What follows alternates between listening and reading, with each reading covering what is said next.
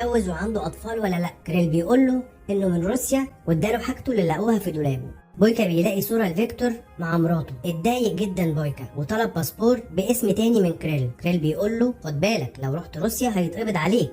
وفي جنازة فيكتور ألما مراته كانت واقفة وبيجي زوراب زعيم المافيا في المدينة بيعزيها وبيفكرها بالدين اللي على جوزها. قالت له انها ممكن تشتغل عنده وتسدده له. بويكا بياخد الباسبور المزور من كريل وبيركب اتوبيس وبيوصل لبلد فيكتور، وأجر أوضة في أوتيل صغير، وبيروح يقابل ألما علشان يعتذر لها، وبيلاقيها بتشرف على دار أيتام. وقبل ما يكلمها رجالة زراب بينزلوا ياخدوها في عربية ومشيوا. بويكا بيسأل واحد من رجالة زراب ألما راحت فين؟